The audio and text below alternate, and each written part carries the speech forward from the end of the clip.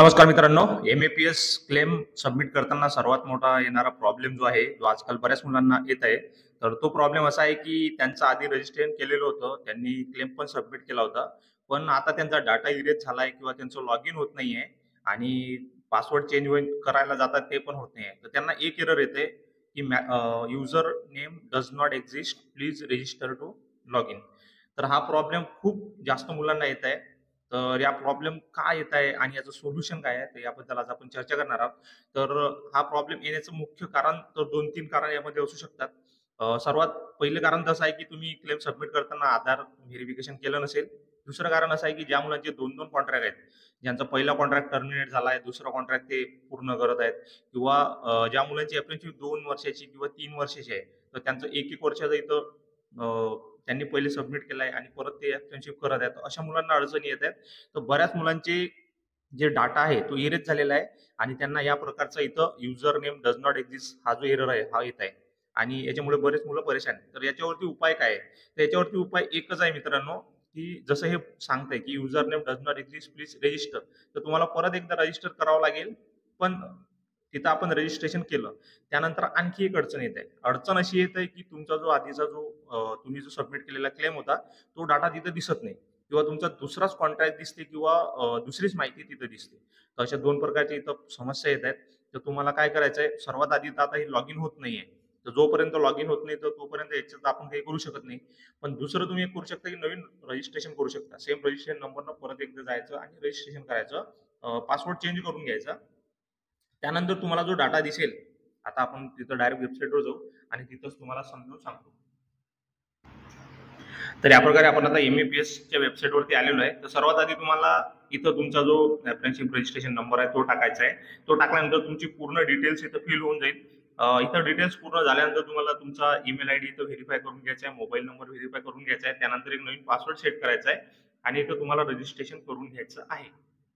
कारण हा जो प्रॉब्लेम आहे, या प्रॉब्लेमवर सोल्युशन हेच आहे, की तुम्ही परत एकदा रजिस्ट्रेशन करून घ्या. त्यानंतर तुमचा जो डाटा आहे, जर जुना डाटा दिसत असेल, तर तुम्ही लगेच तिथं फॉर्म सबमिट करा, तुमचा क्लेम सबमिट करा.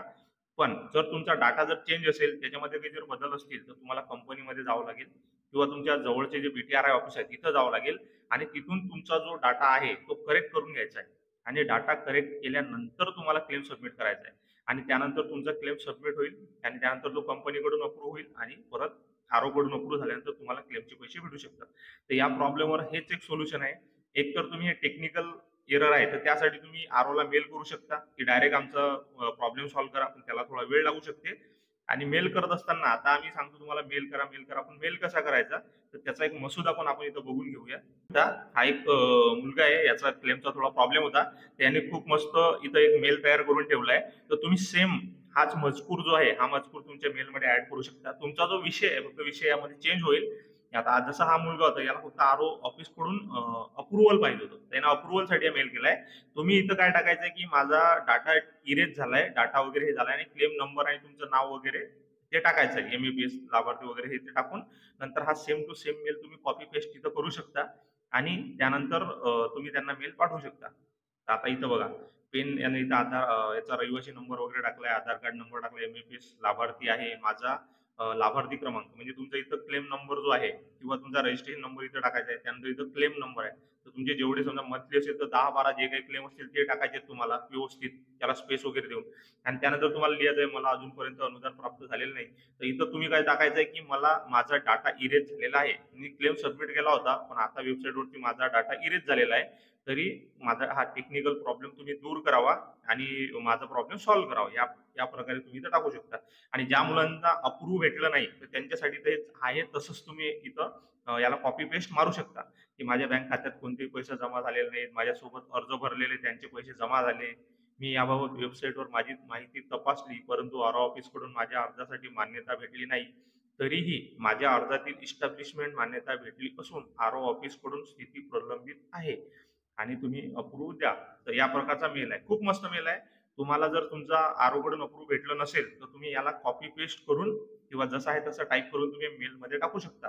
तुम्हाला फक्त इथं तुमचा रजिस्ट्रेशन नंबर आणि क्लेम नंबर हे 2 व्यवस्थित इथं टाकायचे आहेत आणि आर-ओ ऑफिसला सेंड करायचं आहे. आणि सेंड करताना तुम्ही फक्त 1-2दा नाही करायचंय. आता तो ही वेबसाईट जी आहे डेक्स10, हे डेक्स10 जो आहे याच्या सर्व प्रॉब्लेमचं सोल्युशनसाठी वेबसाईट आहे, म्हणजे ईमेल आयडी आहे. हे डेक्स 10 नंबरचा जो डेस्क आहे तिथं सर्व प्रकारचे प्रॉब्लेम सॉल्व्ह केल्या जातात.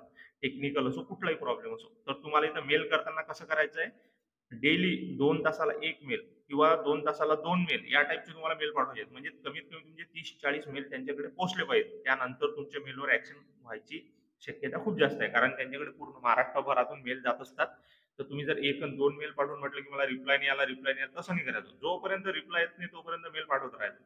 तरच तुमचा प्रॉब्लेम सॉल्व्ह होणार आहे. तर या प्रकारे तुम्हाला करायचं आहे. तर तुमचा जर डाटा इरेज झाला असेल किंवा आरोकडून अप्रूव्ह भेटत नसेल, तर तुम्ही या प्रकारे यांना मेल करू शकता. तर हेच याच्यावरती सोल्युशन आहे. आणि इतर जे प्रॉब्लेम असतील, की जसे ते पैसे कधी येणार, पैसे कधी हा पण प्रॉब्लेम प्रश्न खूप जण विचारत आहेत. तर आजचा मंडे आहे. तर आजपासून पैसे यायला सुरुवात व्हायची शक्यता आहे. तर आज दिवसभर तुम्ही चेक करा. बहुतेक आज पैसे येतील. आणखी जर तुमच्या मनात काही प्रश्न असतील तर तुम्ही व्हिडिओच्या खाली कमेंटमध्ये विचारू शकता.